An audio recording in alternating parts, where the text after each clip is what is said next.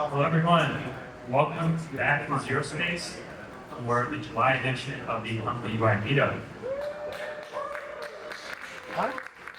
And before I introduce you all, I'm going to hand it off to Eric, who will make an intro about what this event is, and I'll say a few words about ZeroSpace. Then we can hand it off to Simulate for the first presentation. Thank you, Shalom. Hi, everybody. Welcome. It's well turned outside. Y'all made it to ZeroSpace. Give yourself a round of applause. All right. So I just want to introduce a little bit about the event that we're doing here. ComfyUI NYC is a completely community organized event all around open source and creative AI. It's volunteer created and of course our sponsors as well, helping us to put this event together. For example, ZeroSpace is this beautiful space. Literally couldn't be a more perfect space for an event. Before I dive in, I just want to see a show of hands. Who's here for the first time? Wow, great. So people near you, people who are near, people who just raise their hands. If you have been here for a few times, please go introduce yourself and to make the new members feel welcome. We are building a community and welcome to our event. Maybe of course, this event cannot happen without the awesome sponsors and our co-host, ZeroSpace. So I'll hand it over to Chill and talk a little bit about what they're doing here. So real quick about ZeroSpace, this is a production facility. We do virtual production, films, TV shows, commercials, and we also have a motion capture stage, blind venture capture stage. The way I like to think about ZeroSpace is it's all these emerging technologies under one roof, connected with interactive 3D game engines, Unreal, 3D pipelines, kind of tie all these things together and create movie magic.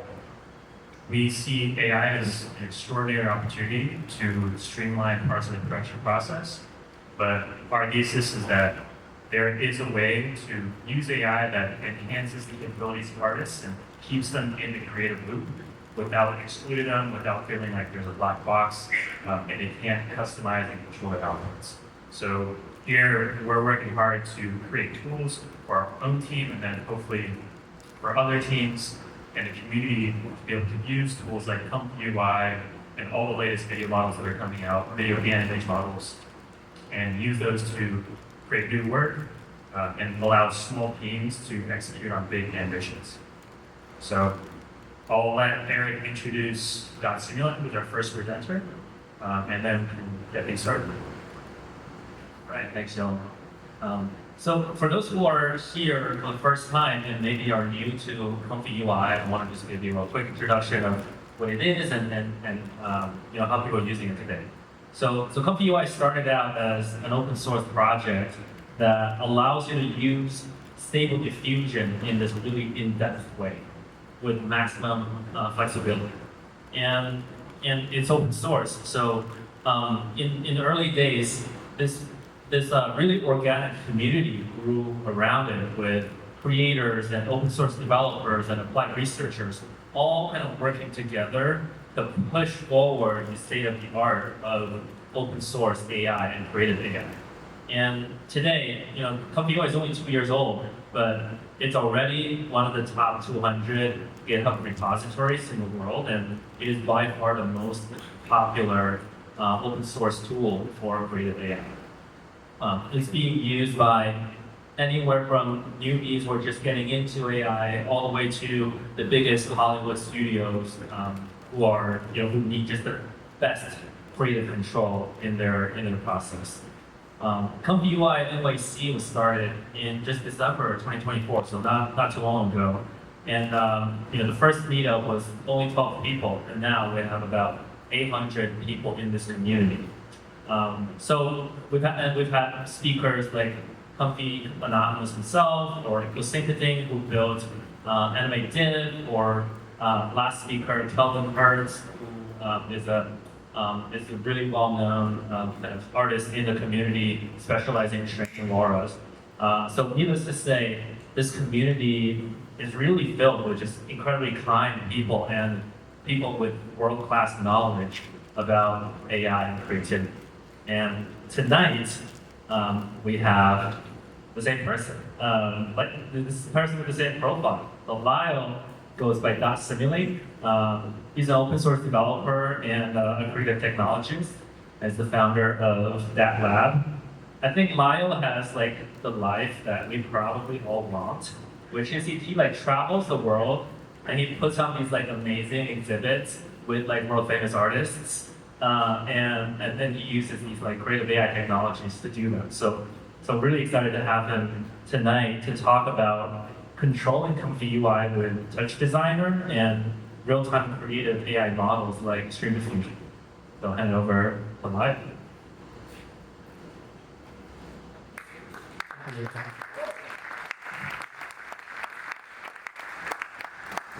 Try not to turn off the mic. Thank you for all organizers there in ZeroSpace. Going to maybe do questions in the middle. I'm going to jump around between a couple of different, I guess, subjects, but we'll keep it loose. For context, I'm running all of this out of Touch Designer, which is, if you don't know, another node-based program. Go a little bit. And looks like this. This is actually what I'm looking at on my screen and controlling. And yeah, I basically have a couple folders of videos and a couple things to cover. But hard part will be grabbing it. Bring it back over.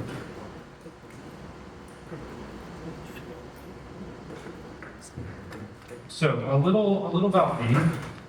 I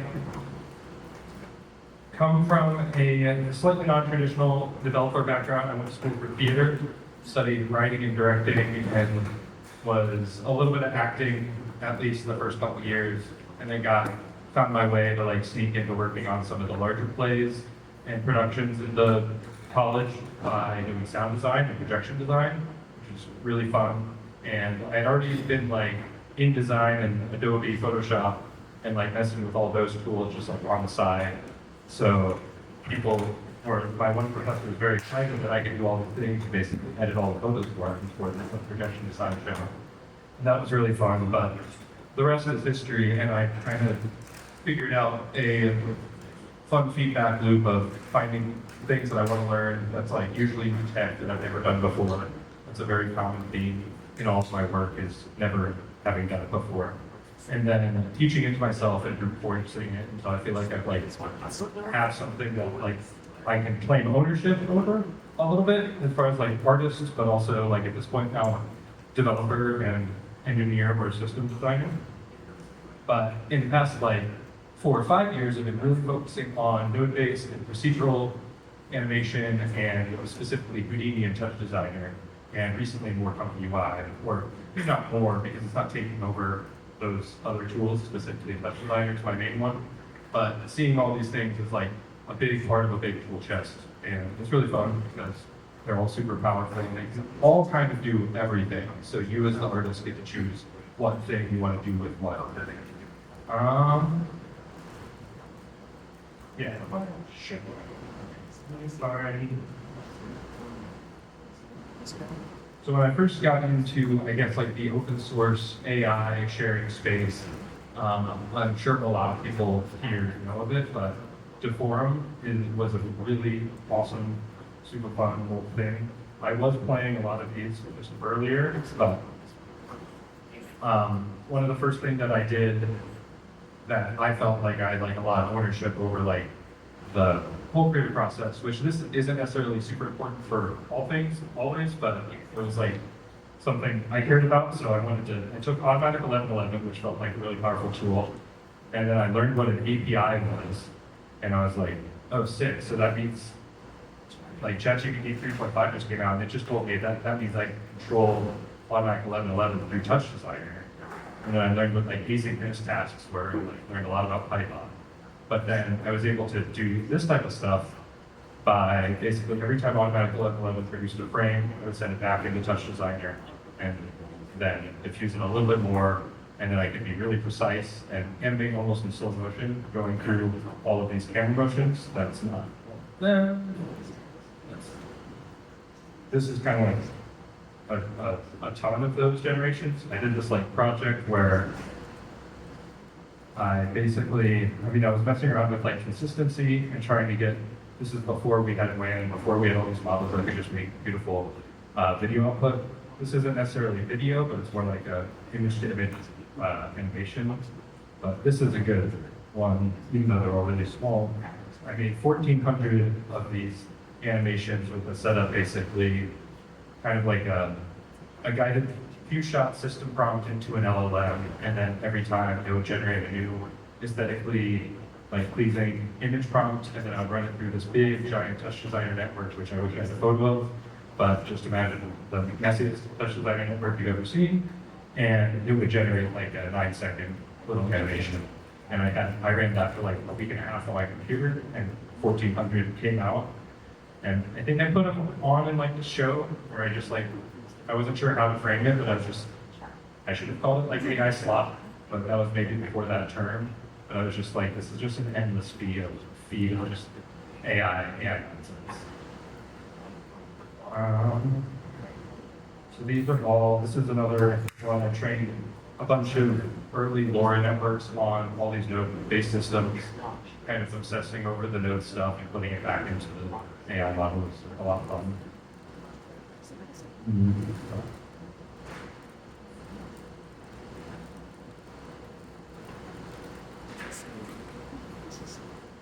So yeah, then things got a little bit more interesting. This is still kind of pre-Comfy days, but Animate Div came out, and that was like mind blowing because of all of like the level of quality that you could get, and you just prompted the one thing, and it made like a video instead of like designing a like 1,400 node network in order to create the video.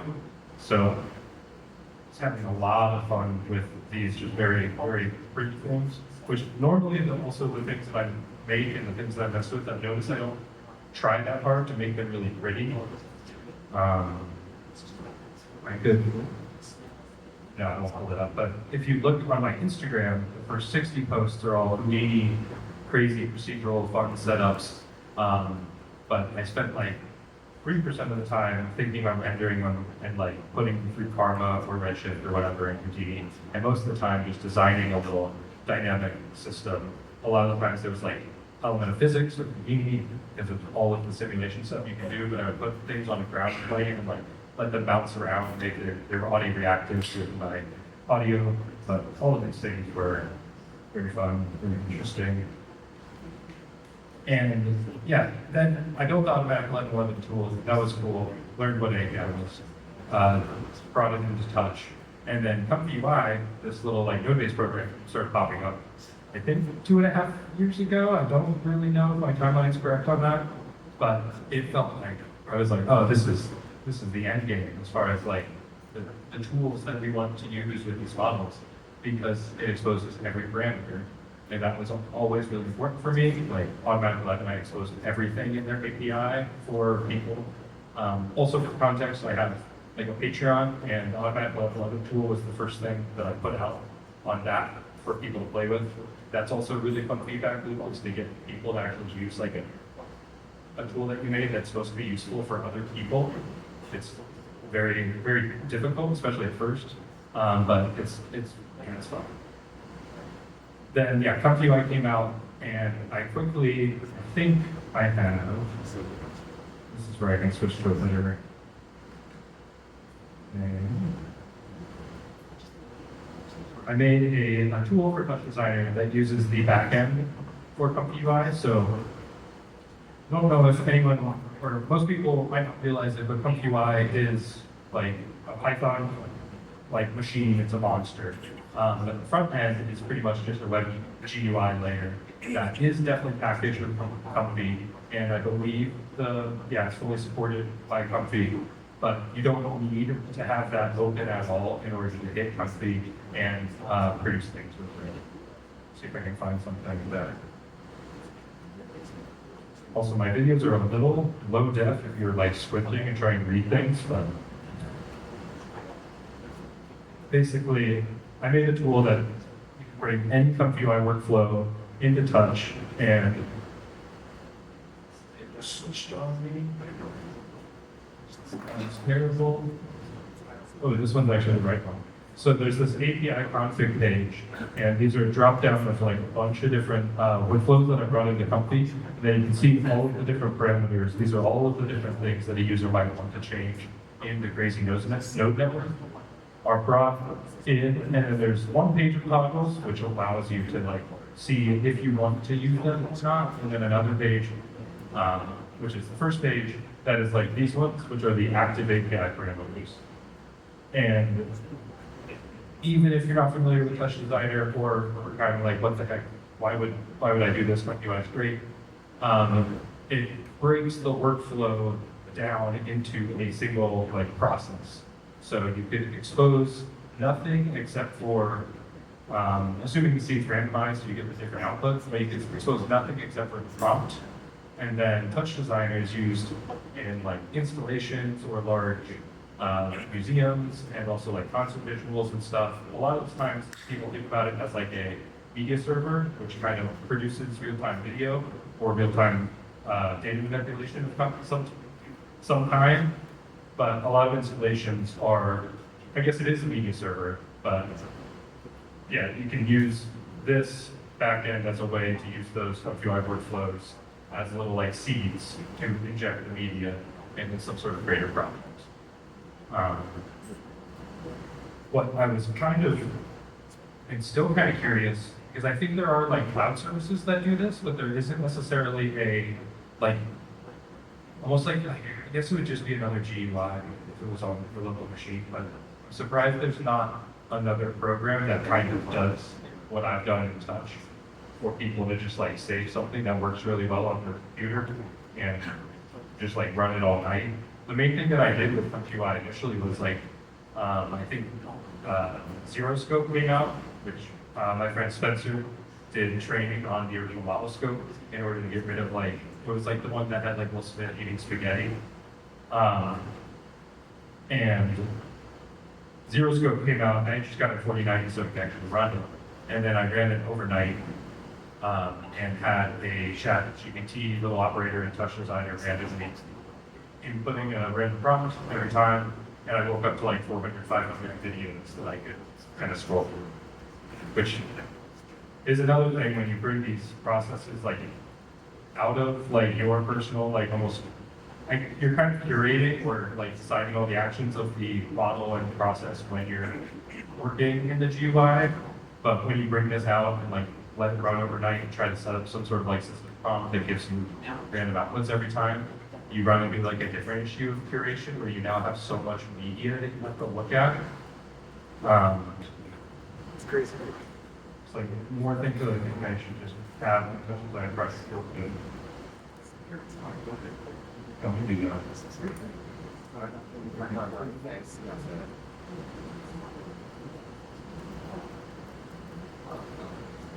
Right, so this is this is ComfyUI in Touch Designer. You just can't change any of the like workflow connections, but you can run any workflow that you've kind of preset. Also, you'll notice the resolution I want to play of because I'm not playing by video. I'm also not going to show much of the functionality because I don't have ComfyUI on this Mac. But you'll see I have some handy helpful messages that says I don't know anything here. But yeah, essentially there'll be workflows down here and then we'll control all the regulars. We'll do all of that.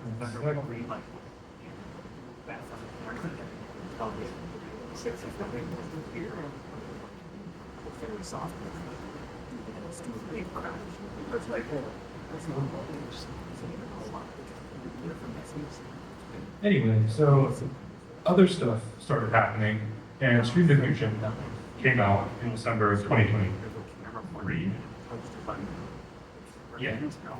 And that was super fun. I was like, I gotta get this in Touch Designer, and a week later, maybe 8 days.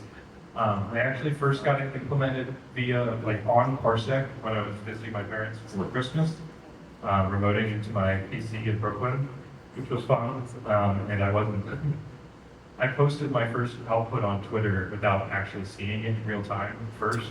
I mean, I saw the video and sent it to my phone and posted it, but Parsec was running it less than the frame rate of Stream Fusion at that point, which is just interesting thinking back on it. But we've got some fun Stream Fusion new developments that I'll mention and show off probably a little bit later. But Stream Fusion in Touch basically brought this image to image, similar to the forum, but we weren't really looping back and forth, but that brought it into the real-time space. And that's been something that probably for a month and a half up to that point, maybe even like probably much, much longer, I've specifically been working with my Comfy TD node in order to create like a workflow that did as fast to real time as possible. I don't have a video here, just playing random videos at this point, but the way I was doing that then was really fast, or quote unquote really fast LCM 1.5 model that was going image to image, and then I was using like film frame interpolation, FILM, to interpolate between those frames. So I would get like maybe 3 FPS with LCM, but with a second Comfy workflow. So I basically had 2 Comfy TD nodes, and one was looking at the last 2 outputs of the first one, and then combining it with film. And then I was able to play back those videos and get like kind of relatively smooth real time, but everything changed when Stream Fusion came out. So I've got, slightly going back to the Comfy TD, I have some like nerdy charts I'm going to put on the screen, or I guess ComfyUI in general. Try to challenge.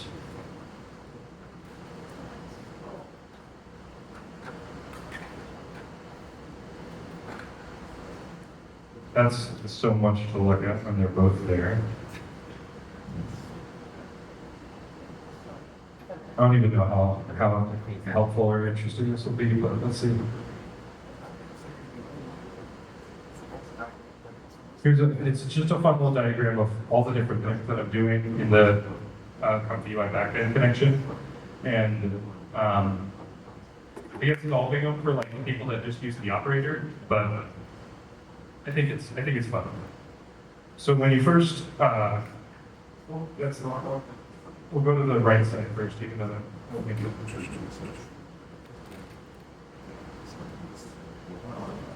I can't minimize it, just don't look at the left one. So a user basically sets their install location for the Comfy thing, tells them where ComfyUI is, just lets them know, and then clicks install. I handle some of the install process, but I don't actually tell people, just like do that with ComfyUI because ComfyUI is free, and then you launch.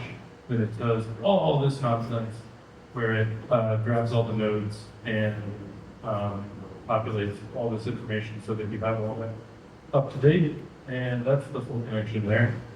And then when you hit generate in my operator, after you've listed all the APIs, you've said, or listed all the parameters, you've said all the things you want to do, then I'm talking to the server in the back end, basically telling it, here's a bunch of info, can you give me the actual exact JSON schema that we're actually going to be holding on to and looking at?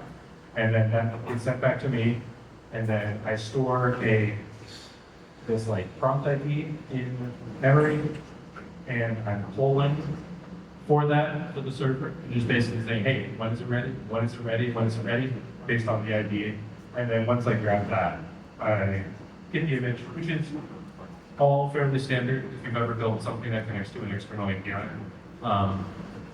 But this has been built into ComfyUI. This exact schema, I haven't really changed the way that I plugged into the backend for like 2 years.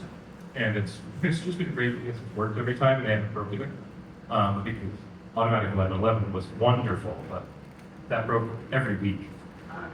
And then, yeah, I get the image back, and then I tell the user, hey, we're good, you know.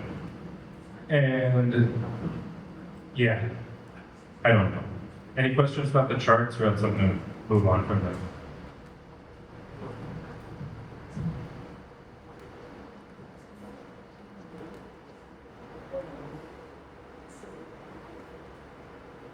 I've got a bunch more videos, so let me speed some stuff. Yeah.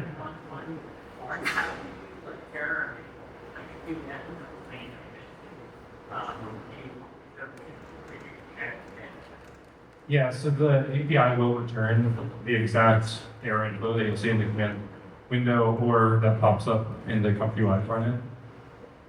And then I put it in like a little log thing that is exposed. It's a bit tricky, depending on the error. And similar to Comfy, it's like always kind of hard to debug those errors or kind of confusing sometimes. But now when you don't actually have the node network in front of you, it is even more tricky. All of the outputs through the operator you can drag into Comfy and you'll see some node network, but it's actually like a collapsed network that like tries to auto arrange itself because for some reason the API outputs don't save the actual node like positioning connection data. I guess they only save the connection data. Zoom in here. Can show off some fun stream diffusion stuff that from a while ago. And I've got like two little like fun projects that other people have done with Comfy TV now. Stream diffusion.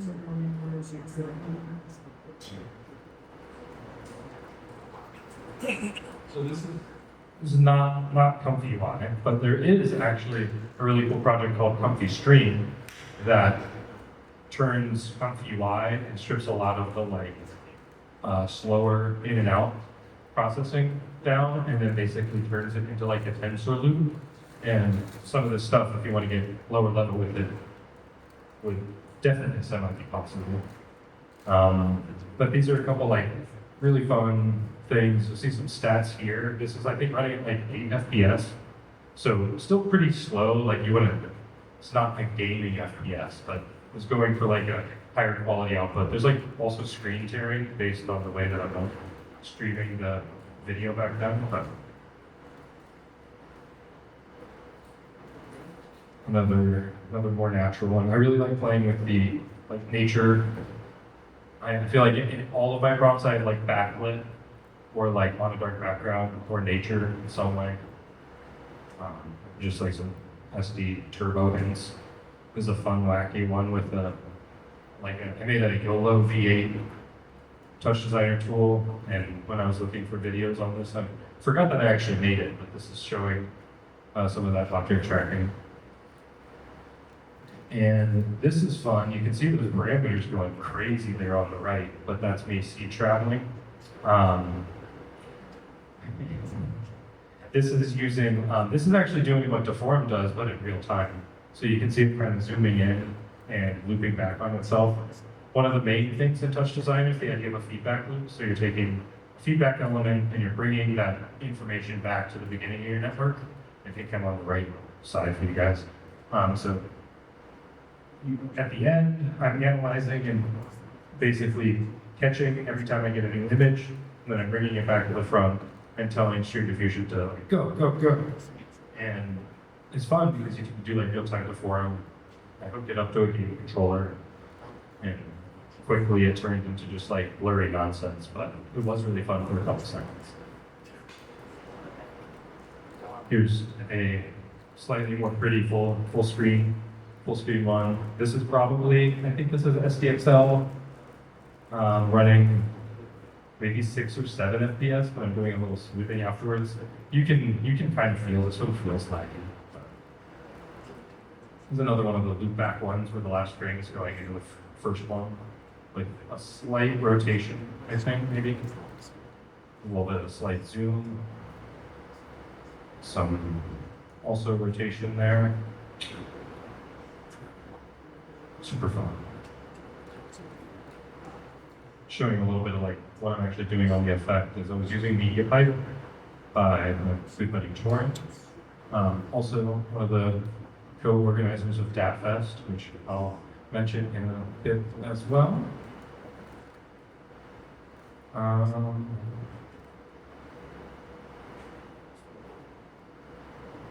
Some other random TD stuff, and then I'll show the two ComfyUI things. This is like some crazy fun thing I did where I drew the network, but it's going to take too long to get to the good part, so I'm going to skip it. This is a fun search node. This is like pre-Stream Diffusion. It was like 1 week before Stream Diffusion. There was like this RTMSP something or other project that someone was doing with the 1.5 model when I got working in touch, but this is, yeah, fun little project right after Halloween probably. Been also really into this like data collection and data visualization, specifically with web projects. And yeah. Also. All right, so there's this guy who I went up to a touch designer event, talking about touch design a lot, and a ComfyUI meetup, but I went out to an event in Paris and got to meet someone who's been doing some really awesome things with ComfyUI in touch and bringing it into like a real installation, almost feel endless video type thing. So you've probably seen kind of like videos like this, or some even like the ones that people do with like sketch animations where they zoom in constantly. But this is a real-time animation, but it's running a ComfyUI nice in-painting model every like 2 to 3 seconds, and then calculating how long it takes to run that generation, and that's actually determining the camera speed. And I'm really just like, yeah, I was very impressed with the setup because of how smooth and like seamless it is, and the quality is really high. Because a lot of this real-time AI stuff is, I don't know, it's fun to play around with, but it feels lacking in like resolution compared to like some of the things that we're used to, like Midjourney or Neo, or WAM or Flux, and all the ones that we just run on our computer, not too. He sent me a super fun image of the touch designer network, just to show you a little bit of craziness of what it can turn into. But that one, in the middle right now, I don't know, it's a little bit bigger with the dark outline, is the Comfy node. And then he's built this entire system, which he cleaned earlier today, I think. Or maybe he's just setting up these networks this beautiful already, which I guess some people do. I certainly don't. But yeah, this was a very, very fun, very cool project that kind of isn't exactly what we think of as like real time, but it's using it in real time. I've got other thing, it's on Twitter, so it's hard to like, I can probably, I'm doing pretty good at this actually. So, should I just read it? No.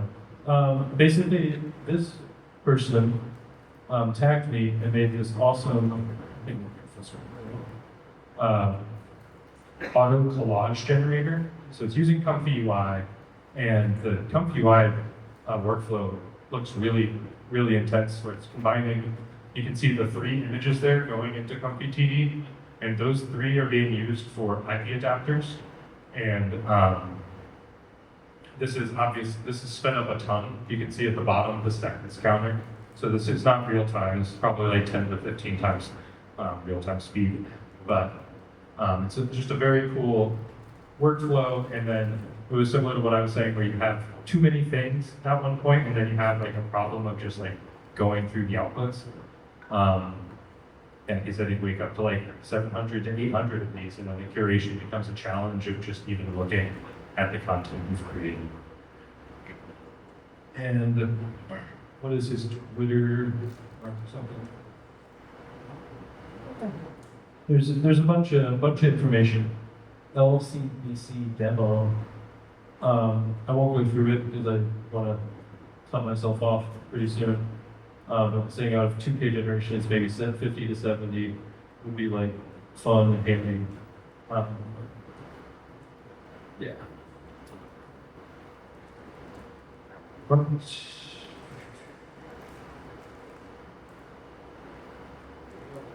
I kill this. Nice.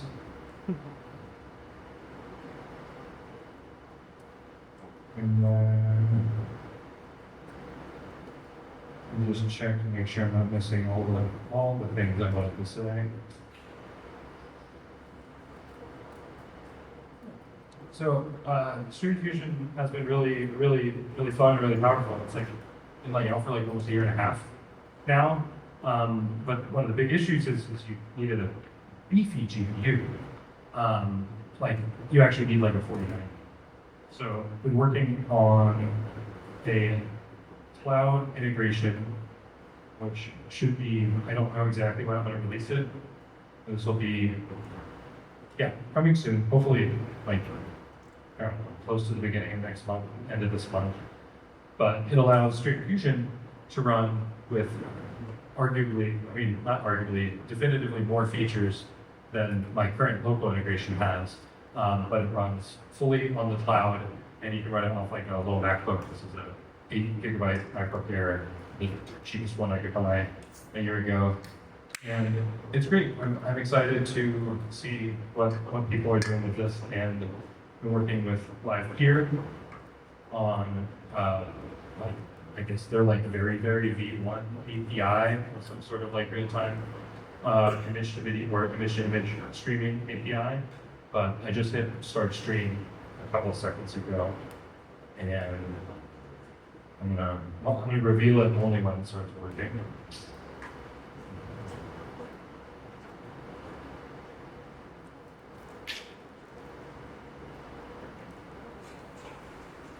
And in the meantime, because I actually didn't hit start stream, does anyone have any questions or anything?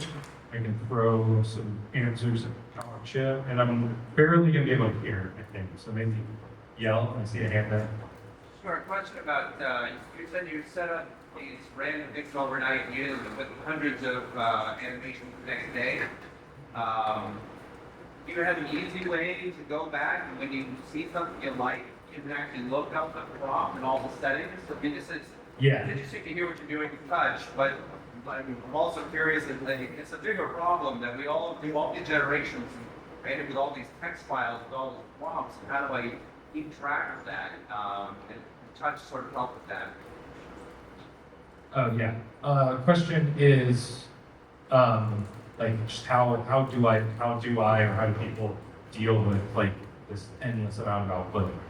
Yeah, sure. Because like, I mean, I feel like that was the way I explored these models, and so I'm just kind of like set up. I'm finding 2 things that worked, and I would few shot with those, and then use a random like word list, have an AI make thousands. The way I've done it is I built into my Comfy node. I'm trying to pull it up real quick. Play it again. Which I think I have it, maybe not this one, but I built a way, all of the outputs are trackable, and they all have the settings in that. The PNGs in ComfyUI, that's like one of the best parts about ComfyUI, is all the data is in the metadata. So here, this is a good one.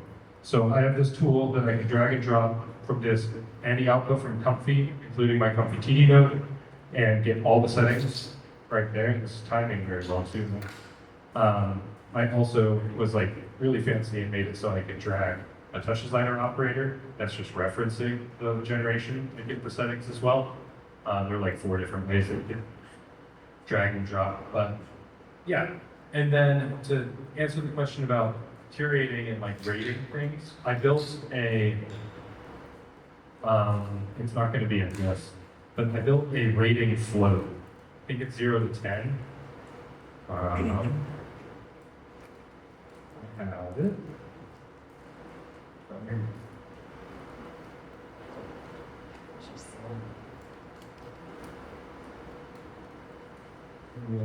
Give me a sec.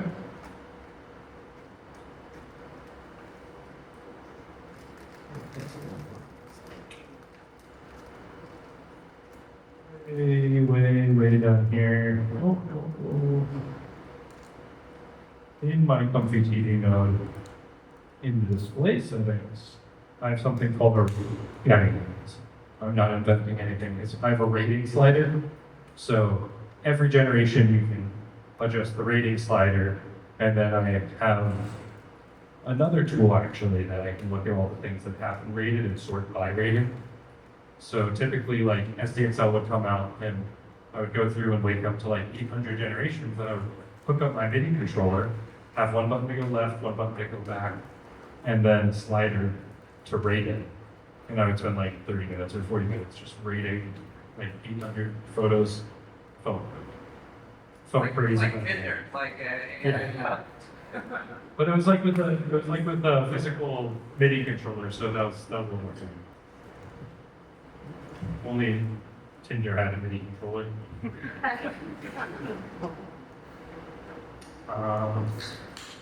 Check this. Any other questions? Also, of course, happy to chat afterwards. If anyone's interested in, I didn't cover it, but there's all these like orange operators. If anyone knows Touch Designer and you haven't, I don't know. But I've got these things called LOPs, which I'm working on, which is a new family of operators. These are language LLM operators and all sorts of like agentic stuff. But yeah. Yeah, I have a question. So, even if you so under that, so P and other software, kind of give this other recommend for a movie like E or maybe the animation for the E, like one-on-one kind of rate. Yeah. Are you going for like videos specifically, or? I don't know. Generally, then I want to go to the animation. Yeah. Yeah, there are definitely cloud services that make it pretty easy. I would say look at, depending on what GPU you have, the LTX video models are like fast enough to maybe be usable. I didn't mention this, and I joked that I was going to say this like a bunch, but I've been pretty annoyed with ComfyUI recently just because of the reason, like my 4090, which I feel like should be, it's a very nice car, I spent some money on it, but it just barely hits 24 gigs like all the time. Just like, I'm like, oh, I just want to like try to run LAN. And we hit 23.985 or something, and I can have like Chrome open. As soon as I close ComfyUI and GUI, it works. But the ComfyUI is like super light. But it's just funny that all these models like just barely not usable on the best GPU. But yeah, I would say LTX for local if you have a GPU. And then, yeah, I might not be the best person to talk about like the cloud-based stuff too much. I played around with VM and had a lot of fun with it, but I was like for one specific project. And so like, for the wages, how long was the problem? Like, long, like, the way like, you dedication, like, all my life is very, you know, So a lot of the stuff, like with these workflows that I'm talking about that are kind of like almost, I mean, they're workflows, but they're like engineered kind of systems, especially like these loopback to forum things. The prompting was fun, but it was very much like kind of an afterthought. It was almost like what I was saying, like I didn't really care about making things that pretty, which maybe I should, but once I had like the system set up, the prompt was like just yeah, one of those single parameters. But I have been known to make, if I do try, some ridiculously long, complicated prompts that I don't know if they work, but it's like, especially in the early like 1.5 days, I was like, yeah, try this negative prompt, and they're kind of like a giant paragraph. I swear it did help. Well, we're looking more about creating what we generate, sunrise of the month. I think how we find Yeah, so all of these connection points that I've always done has been through Touch Designer. Because you just run basically any day Python code. It doesn't have built-in like super good multi-threading async stuff, but you can work around that, of course. But yeah, I'm basically creating like almost like a little LLM bot, especially now. I literally have the agent boy that has like I don't know why I gave it an icon that Bob knocked it down, but early days it was more just like kind of like a chat GPT like interface, and then I would fill out for also like if you don't know, changing the assistant and like rewriting the assistant's response. None of the UIs give you that ability, but it's the most powerful thing to do with LLMs. But I would give it like the word dog, and then I would find knew I had this amazing dog prompt, and I would use that as an assistant. And I would be like, blue sky, and I found this amazing blue sky prompt, and I had the assistant only respond to that. And after two examples, pretty much any LLM, even like a 1 billion model, when you then say like frisbee, these are great words, but it'll now spit out a perfect frisbee prompt for me. I don't know if it's actually going to be a good one, but at least the formatting is there. So that was my next strategy: the few shot setup, 3 good examples, and then give it a random word to generate the full prompt on. And yeah, I did that with audio models, video models, and a lot of image models as well. Any other questions, or is that one? Finally, a very good thing to image. One with it, something happened with the example. If I use photo to explore, what happened? So, we get that.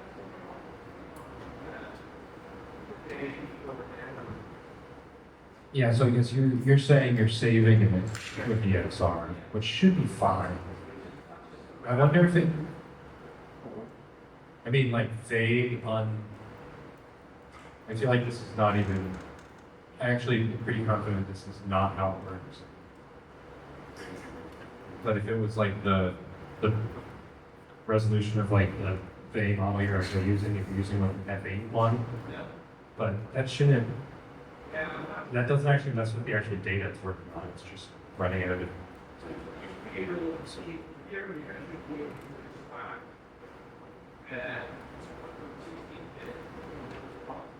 It might be based on the original training of the model. If it's just trained on images, it might be that like actually the latent space is compressing it in like a weird way. I'm speaking non-technically almost, like it's like a vague guess on things without looking into it. That would be my guess. But I know for a fact that 16-bit stuff is really tough on the web. So maybe it's even a display issue or something, but that should be an issue when you're saving.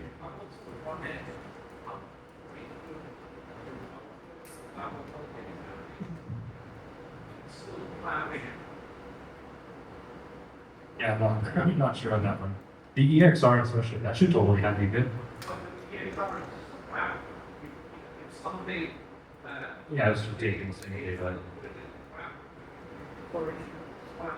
I guess I mean on the saving something, because that would be like the lab. All the stuff that I talked about was just saving. Wondering, can you talk about one of your favorite out of the box experiences you use ChatGPT for your workflow? Say it one more time, well, just the end. Yeah, Out of it's the like box experience. your favorite ChatGPT workflows. ChatGPT specifically, or you just LLMs in general?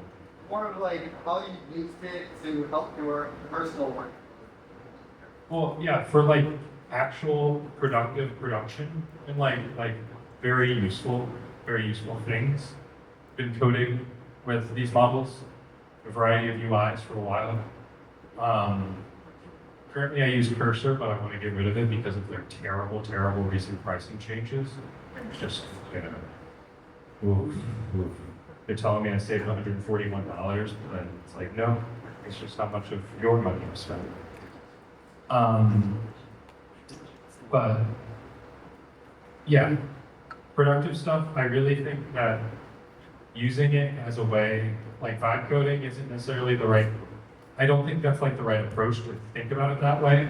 But approaching something that you kind of confidently know you don't know that much about, and then probing it for questions along the way, but allowing it to do a lot of the work, I think is a very viable way to do things that like you've never done before.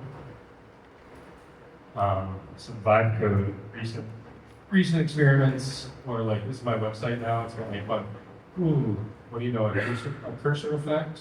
But this was like built all fully custom in Svelte. I've never done web dev before, but this was a fun thing. It's been a couple of weeks, but I would say I could probably go back and do some fun custom blur card action. I recently did this one, which is a MCP server. So you do this and this, you click this button and this actually opens up cursor, hooks up, and logs you into a custom MCP server that has access to a touch designer documentation like search backend that I designed and I think is really efficient. This will be a fun Patreon perk eventually. Yeah, sure. This is not being asked about. I just wanted to show these little web projects off. Recently been using the Gemini Live API a lot. With Lops, I've got these tools where you can use the Gemini Live API to control the MCP server. So this is also something I should have showed off, maybe. But I was trying to avoid talking about Lops. Also, we have someone else that needs to present, I think, right? Yeah. All right. Oh, I can't go over there.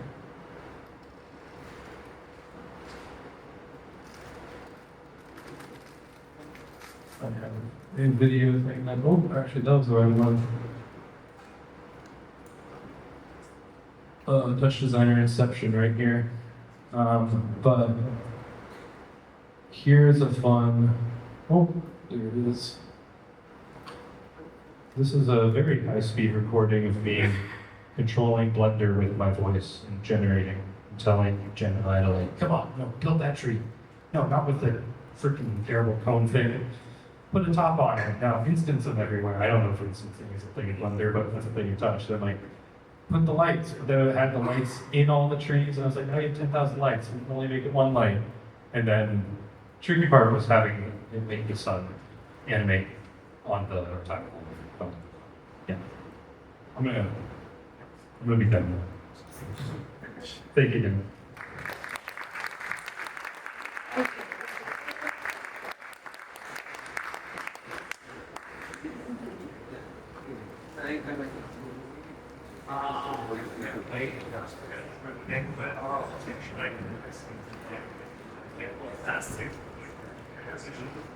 All right, let's give another hand to Lyle for that amazing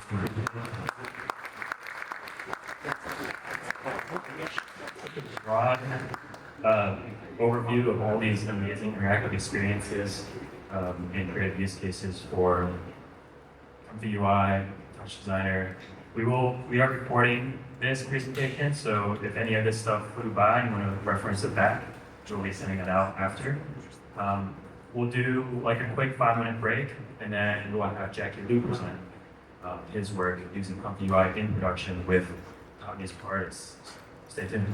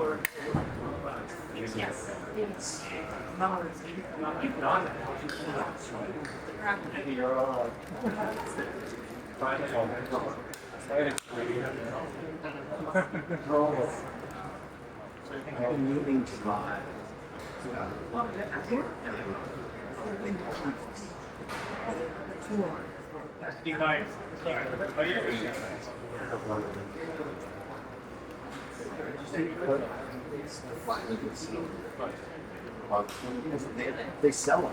They sell you some hospitals. And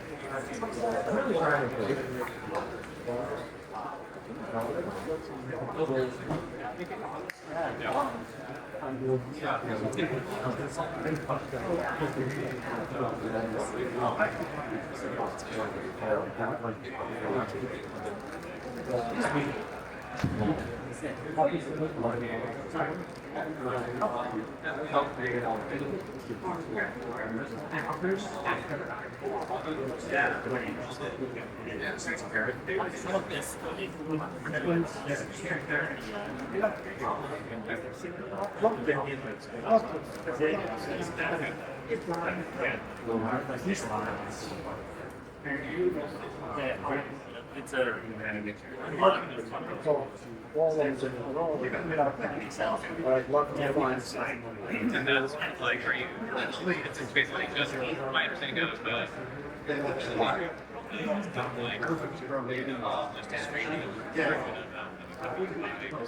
so basically, are you piping or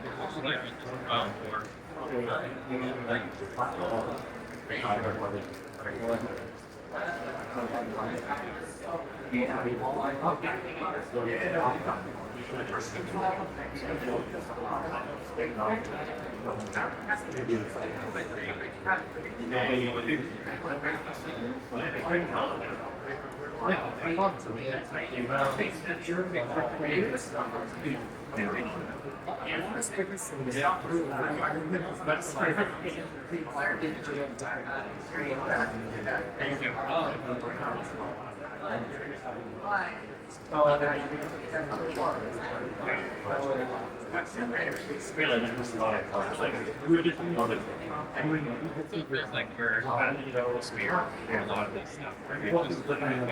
Yeah, I feel like this, especially like often like 3 years ahead of like where other people are at, like it's like people learn it you know about this? You're like, yeah, I've been working in it for like 3 years.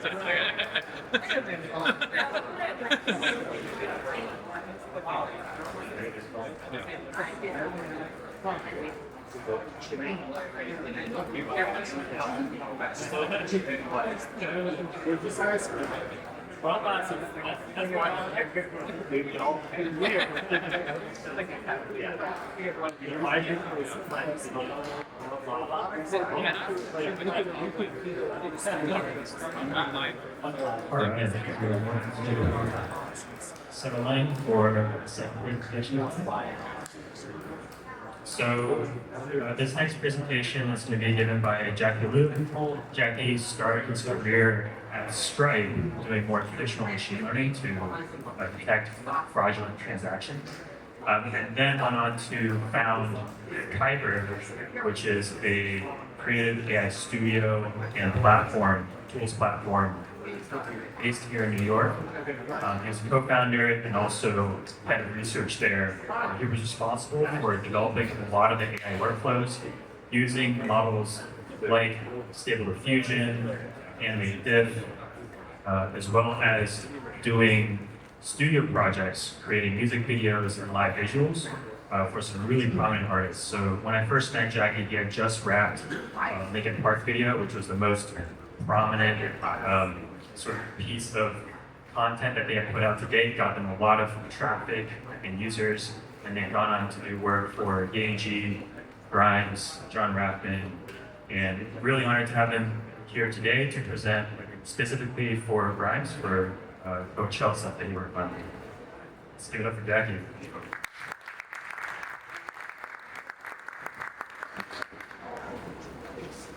That is working. Hello, everyone. I'm going to present about a project I got to work on.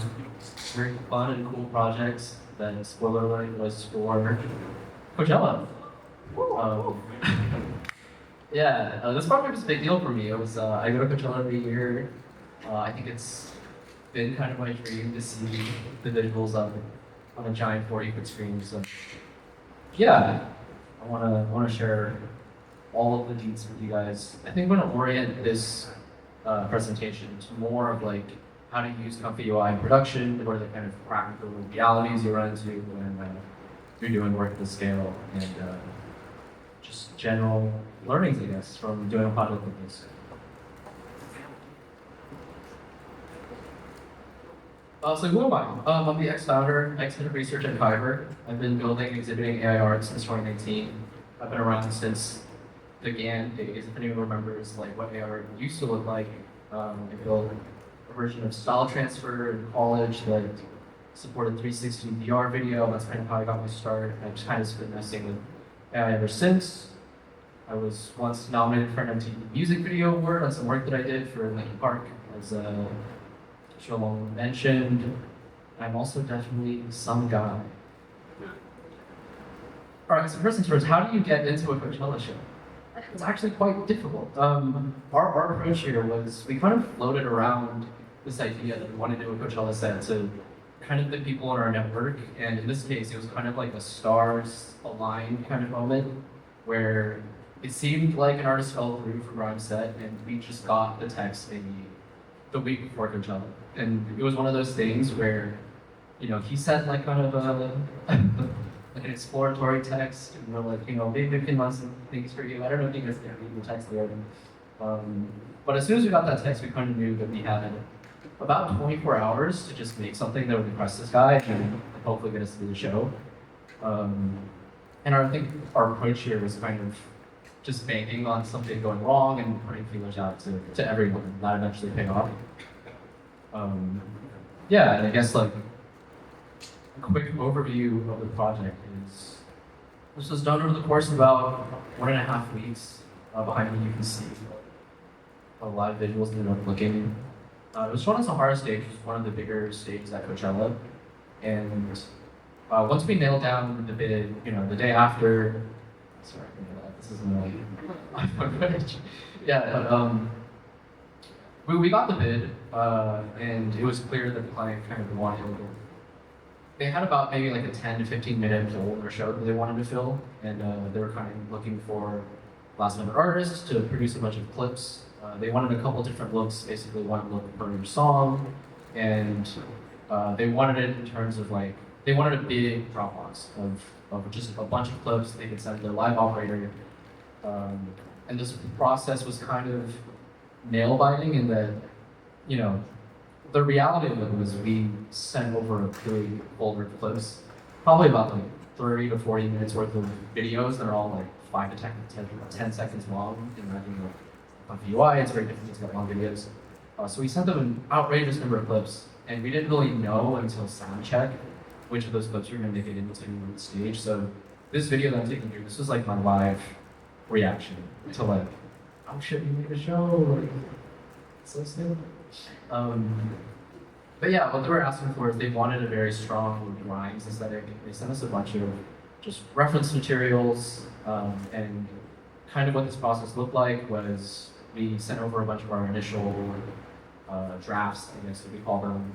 We had very early iterations of our workflows, stuff that we thought could work for this project, and we had, I think, almost like every other day we were checking in. We're kind of refining the workflows as we went, and we kind of eventually landed on a look that had their creative director fairly impressed, and at that point it was just time to churn out a bunch of videos.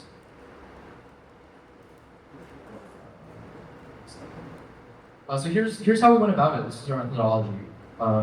So this project was basically completed entirely within ComfyUI. We trained at Grimes inspired Laura. This happened outside of ComfyUI, but all of the workflows that we used exist within ComfyUI. We built 3 different flows, and at this point we're kind of just trying everything. We made a text to video workflow, made a video to video workflow, and a refinement and scaling workflow. Prior to this project, we had some bare bone kind of workflows for each of these things. But the trick or the problem that we really need to solve in this like week and a half was trying to figure out how do we get these kind of experimental ComfyUI workflows to look and feel polished enough and make them ready to be shown on a 40-foot screen. There's like issues around resolution, how are we gonna get the right amount of detail, how are we gonna get the right look, and how do we kind of do a little extra bit of standing out and trying to get our clips added into the show itself. We did a ton of iterations, like I said. We did the daily check-ins, and we brought on one production artist who kind of came in and helped us run a bunch of generations in parallel and just get all these videos up. So here's how we went about training the Grimes Laura. I'm calling it Grimes in quotations because we didn't actually have a name for it. It turns out that our client was a very avid Midjourney user, so they sent us over thousands of images. So that made our lives way easier. They had their own very highly produced content, and they kind of pointed that to us and like, this is what the show is going to look like. We need this exact aesthetic. We need stuff that like could look kind of side by side and look natural amongst all the stuff that we made so far for the show. And we took all those Midjourney generations and we filtered them down into a data set. Our Laura was built on Stable Diffusion 1.5, so our plan was to use this same Laura across all of our different flows. If you're very up to date in ComfyUI, you'll realize that all of this stuff is kind of out of date. This project happened about a year and a half ago, so you can imagine like a lot of things have changed since then. But I do think a lot of the core ideas around how we constructed these flows are still very relevant. The idea here being that we chose one base model to build all of our flows around, and we used this one Laura in all of those different flows. So whether it was text to video or video to video or just like the refinement, we handled all of these with diffusion passes using this same model with the Laura attached to it. And a big shout out to Kohia. I think that's how you pronounce it. We use the open source Kohia script for Laura training. If you guys haven't seen this, it's like a giant IPython notebook that exists on the internet, but it has a huge number of parameters that you can customize. It's extremely deep. Even I don't think I understand all the different parameters. There's a lot of stuff in there that can help you get the exact look that you're looking for. And that was kind of one of the areas that we spent the most time of figuring out how do we get this Laura to look exactly what we feel we want. And you can see those are some of our outputs, just image generation from this Laura. So this was not used for the show, but it was kind of our way of showing the proof of concept to the client. Like, this is what the model produced, this is what the final video is going to look like. And it was really important to get that right before we pulled the trigger on the production artists and bring people in to actually run these videos. And if you know anything about GPU costs, the videos are very expensive to create. So here I have some general Laura training tips. I'm wondering, like, by show of hands, how many people here have like trained a Laura before? Okay, how many people here have like know what a Laura is? Okay, that's like a good number of guys. Most of this applies to SD 1.5. I'm sure it's a little bit different for Flux or One or whatever. But these are kind of the general learnings that we took away from Laura, and these are a couple tips and tricks for getting fast, consistent results. So here, we wanted to train at the highest resolution that we basically get away with. I think the rule of thumb is maybe around 1.5x the native resolution of the model. So we use 768 by 768 images. for the 512 pixel native stable diffusion model, you always want to go with custom captions, and I'll explain a little bit why, but in general, you want to be able to look at your data and see, okay, here's the image that I have, here's how the model's chosen to describe it, and you want it to be fairly expressible. There is this idea in machine learning, training, whatever, kind of called the out of distribution problem. It's the idea that you need to train the model with the context that you're going to use it in. So for example, if I gave it a set of custom captions that was captioned in a very specific way, with very specific terminology, and then I tried to run that model with different prompts that it's never seen before, you get really strange results that may or may not work. It's kind of up to chance whether or not the model is able to generalize to do different types of captions. So in general, you want captions that are very specific. You want to be able to know the type of language you're using in your custom captions. Yeah, that leads to my next point, which is like creating a code book. And that's kind of a coin term that I created. But what this essentially is we wanted to make sure that every look kind of had a different set of captions. So what this looked like was for each song, we kind of had we had three separate maybe themes to what we wanted to create.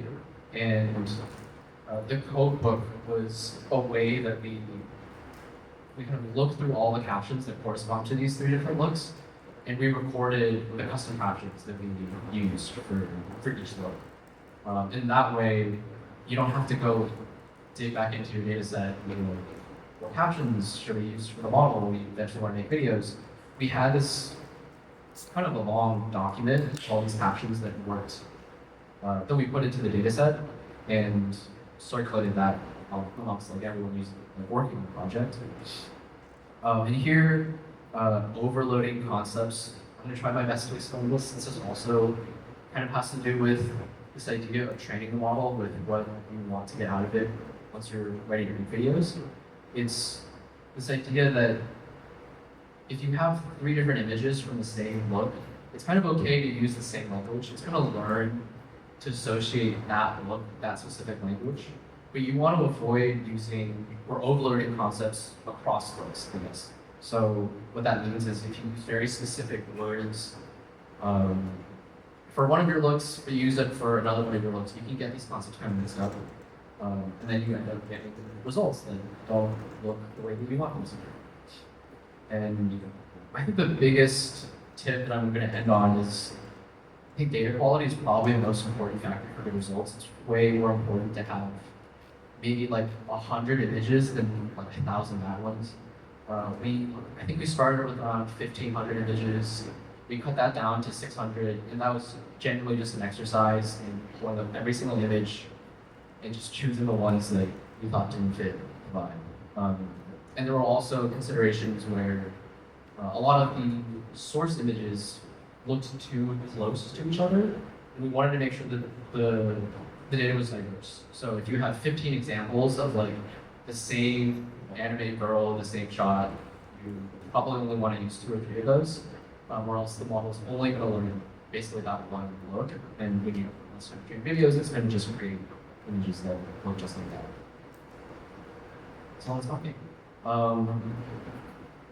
I realized I should have added more videos to this, to make it more visual. But here I want to comment a little bit about the ways that we thought about meeting the production bar. And by production bar, I mean just putting enough quality into the visuals that they look ready for prime time, I guess. So one of the things that you want to focus on is try and find ways to make your visuals stand out. I think one of the big considerations that we had here was we knew that the Rhymes team wanted to make their entire set AI visuals, which was a really cool and unique thing to do at the time, especially a year and a half ago. Well, we knew that everyone was kind of working on the same Aura training workflows, the same text and video workflows. And we wanted to find a way to make our visuals pop out. And some ways to do this that kind of already exists within ComfyUI is things like emotion auras or combining different auras together, using different sets of pre-trained models and embeddings. To clarify motion blurs, in this case, I'm talking specifically about animate diff models. And you can train these animate diff models to like create different types of movements. So, for example, there's a pretty well-known motion blur that people use that was entirely trained on motions of glass shattering, or like motions of like the waves and the oceans, like currents or like liquid simulations, that kind of thing. And it's really interesting to be able to take, I don't know, something that's completely unrelated to the motion that you've picked in your LoRa and try to apply those things. And you can kind of tweak the different weights, you can combine different motion LoRas, and you get very unique looking motion. In the same way, you can take multiple LoRas and you can combine them together. You create entirely different visuals. And in addition to that, you can take different pre-trained models, different versions of Stable Diffusion 1.5, and combine those with different LoRas. So you can kind of take all of these things, mix and match, you get a lot of pleasant, sometimes unpleasant results. But in that way, you have this very exploratory motion, this very exploratory creative process of taking these things that you think might go well together, seeing how that looks, and then iterating on those things. And another thing that I commonly don't do, but I've heard you can get pretty good mileage out of, is embeddings, and using embeddings as a way to like prompt more clearly to the model, and add an extra layer of direction to the model. The second point I wanted to make is it's really important to add tons of detail to upscale everything. This is going to be on a 40-foot screen. So one of the techniques that we kind of relied on throughout this entire process was this idea of a high-res fix. I'm wondering if people know what that is. Essentially what you do is you generate the image once, you generate the video once, and then you run it through the same model, but at a lower strength with the output of the first. And you run it at a higher resolution. So you're essentially just running the same model multiple passes, but you're increasing the resolution each time. And we generally did that. Like we did a second pass of everything that we did, as well as creating an entirely separate post-processing flow, which a lot of like you get a lot of mileage from both of these techniques. Another thing that you can also do is run it through subject-specific post-processing. What I mean by that is there are a lot of really cool utilities in ComfyUI where you can segment out just the faces or just specific characters and run those through more diffusion passes and then ping them back into the video. So when you have issues where like, you know, the person's face is too small and the model's native resolution isn't able to add enough detail to make those faces stand out, you can like crop it out, run it through a diffusion pass and then crop it back. There's a little bit of nuance there. There's a lot of workflows that kind of exist that kind of demystify this whole thing. And the last point that I wanted to make is more philosophical, which is, I think it's important as AI artists in this room to really embrace AI as a medium. I think to me, the artwork is really compelling when you lean into the qualities that make AI unique. And what I mean by that is you get this strange morphy quality to the videos, you get these strange artifacts, and I think most of the time they look bad or unprofessional, but I think when you kind of figure out a little bit how these things turn up in your videos, finding ways to cater that look into the work that you're producing and make it seem interesting or make it tasteful, I think that adds the extra layer of like visual appeal. I think there's something in our brains of like we're used to seeing a certain type of media, on TV, on film, on social media. But when your brain sees something that looks a little bit unnatural, a little bit different than what you're used to, I think that really stands out. And I think that's something that I've carried with me through all these projects. Nice. So here's kind of what I mean by refinement. These are two different videos. The one on the left is the first pass. The one on the right is after it's been refined. I don't know how well the quality shows up because of YouTube, but you can kind of see that the right one is a little bit more clear, there's more detail, there's more crispness, I guess, and if you were to see this on a really good screen, like full resolution, it would be pretty obvious the big difference that this makes. And yeah, this is kind of what some of the different looks in the show look like.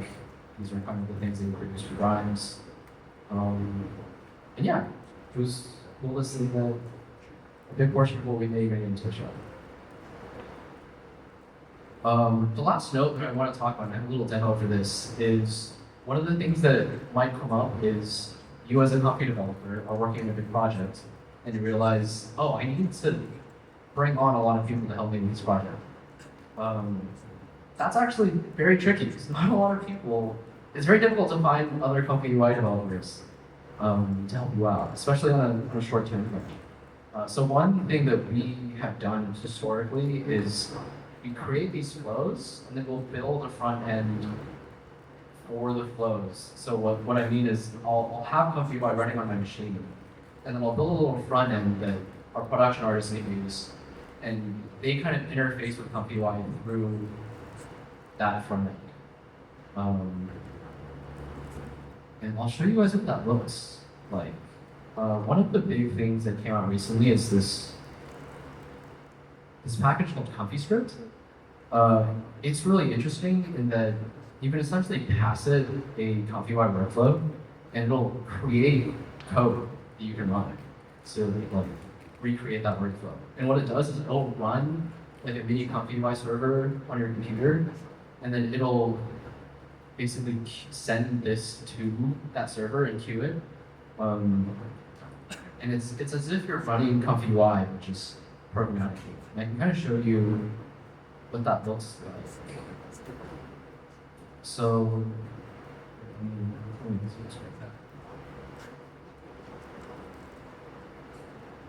one of the things here is a peek behind the curtains. This is what our original text and video flow looks like.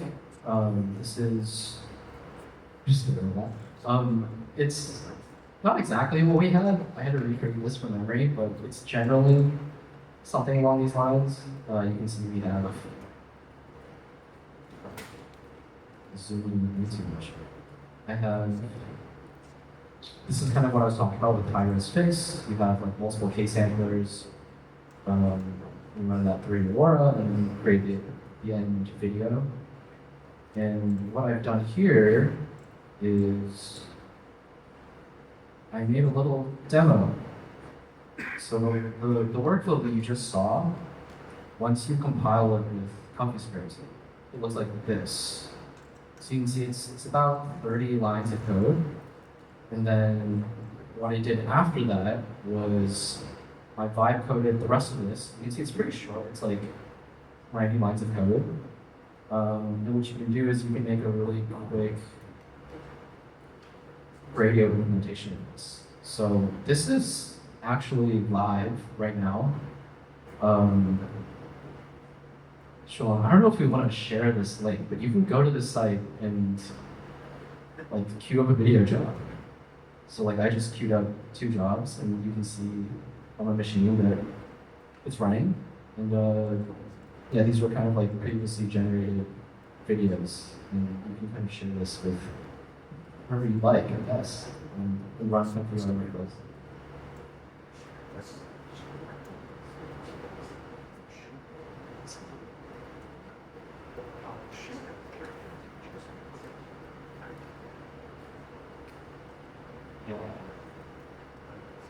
I mean, let's do our presentation. Let me share this radio link with you guys.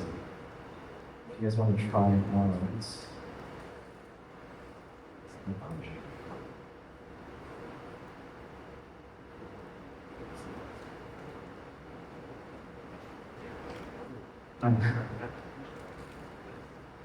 It's not working. Make it bigger? I don't know. Download it and data.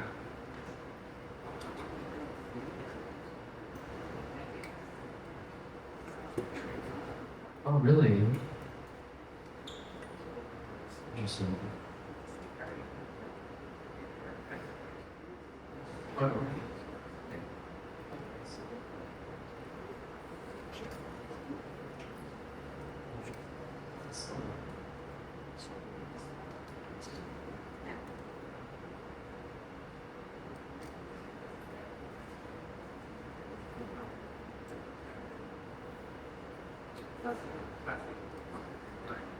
Okay, so I see 10 things on the keyboard.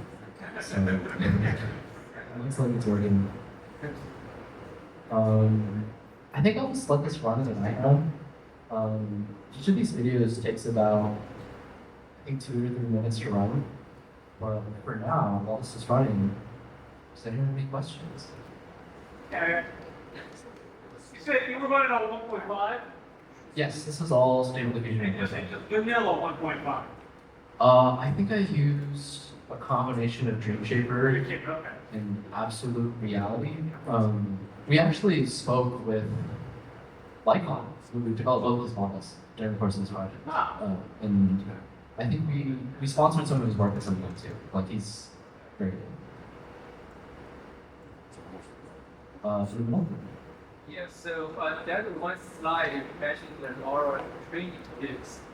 I want to follow up on you mentioned you use OpenAI vision on those temperatures for custom cabbages. Yeah, you might elaborate a little bit on why like OpenAI vision is no temperature. Yeah, for sure. So the question was, in these LoRa training tips, I mentioned here I used OpenAI Vision on Level 10 to create custom captions. The reason for this is OpenAI Vision was kind of the only LLM out at the time that could caption images for you. So we went with that model by default. I'm sure there are different options now.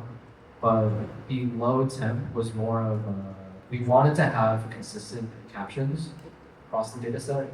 So if 2 images that looked very similar were both in the data set, we wanted to caption them in very similar ways. So that's the idea behind low temp. We didn't want variability in the captions. Yeah. Is that to like reverse engineer the photo dump that you got from Midjourney? So the question is, was that to reverse engineer the Midjourney prompts? I guess in a sense, you could reverse engineer the Midjourney prompts, but for what we were doing, we wanted to train a LoRa. And part of LoRa training is having captions that you're training the LoRa model on. So the captions were exclusively for training. Whether or not they worked for Midjourney, we didn't test or we didn't really, I guess, care to look into. I think for our goal, we just wanted to have a successful training LoRa. What's the final resolution of the asset that you got for the show? So the question was, what were the final resolutions? I actually don't remember. I think it was like somewhere along the lines of 2K by 2K, which already was kind of pushing it.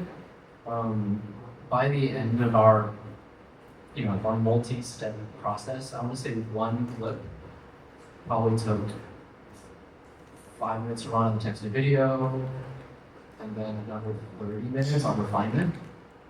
So given that, I want to say we made over 150 to 200 videos total. So you can imagine, how long it takes. So I think the general rule of thumb is it's like a quadratic relationship. So like every time you double resolution, it takes 1 minute. You mentioned you had a production artist. I was curious what they did, and also the rest of the team. How many people, and what were the different responsibilities of people on the team? Yeah, that's a really good question. The team was really busy at this point in time, so it was actually just me and the production artist doing all of the visuals. We also had a great partnerships person who was a little bit of a liaison in terms of getting the details and coordinating their team. But in large part, it was just me and one other person working on this. At this time, we had a production artist who was fairly proficient with ComfyUI. So we kind of split it out, and then I was handling the text to video looks, he was handling the video looks. We synced up on this roughly every day, and we compared outputs. And we had different phases that we were working towards. So for, I want to say, the first 3 or 4 days, we were almost exclusively working on the LoRa training. I handled more of that myself, but once we got into production mode, the production artist came on, and we were iteratively kind of working on flows. We kind of spent the whole day kind of just generating things, tweaking the settings, seeing what things we could add to the flows to really meet that production bar. And we kind of compare notes at the end of the day and then prep for the next call with the client. And I want to say the last 3 or 4 days, we were just queuing up generations, kind of spot checking them as they came in and changing our prompting approach. But generally, the last 3 or 4 days, we were just full on just generating videos and not really changing the process very much. And you're upscaling, you were upscaling the lane and using what, control net to make sure it didn't go crazy? Yeah, exactly. Our refinement flow, it did a couple things. We played around with different BAEs, specifically built for video. I don't want to go into too much detail there because I think it's still being used in our production services. And we have some other things. There's control nets there, there's IP adapters. Yeah, and then there's various stages of, like I mentioned, like face segmentation, as well as, I remember, I think there was like a high-res face in there too. So we would be upscaling the labels and then running diffusion classes in very specific ways as well. Because you're upscaling like that, you can basically see the IPA, what are you using there? You're using an image you generate, ones that have the mid journey, what are you putting? Is it like a style? Say you're going for a style grade, like what? Sorry, repeat that. In the IP adapter. The IP adapter for our refinement flow? Oh, for the response hours, the refine. What image are you putting in there? The refinement flow for the IPA. Just below resolution of it?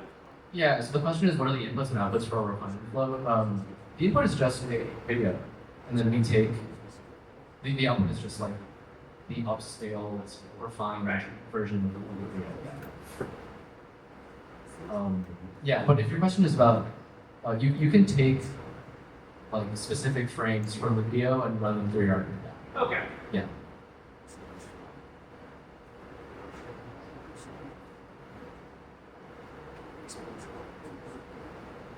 Yeah. I'll ask my question again. You've got all these prompts, and you've got all this content, let's say not the refinement, but when you're working on the original images, and you go in and you change a word in a prompt, and then how can you reconnect these back to the outputs and keeping track of all of this? Is it a bunch of text documents, and then how do you connect them to the outputs, which often have, crazy names? How do you manage all that so that when you go back and say, oh, I want to change this, or I want to go back to something I did last week, how do I find that? Yeah, so the question is, how do we keep track of prompts and settings and stuff as we're generating a lot of videos? I think we essentially did the same thing that previous presenter talked about, ComfyUI has this nifty feature where all of the settings and all of the prompts that were included for video generation are included in the metadata. We had a multi-stage pipeline, so we made sure that the naming was very consistent across all of the videos. So like the first stage, we just called it, I think it was something along like grind _ first _ and then like the number of generation that it was. And then if we wanted to trace, I guess, all the different settings that correspond to the final output, we would just go through the names. Right. Yeah.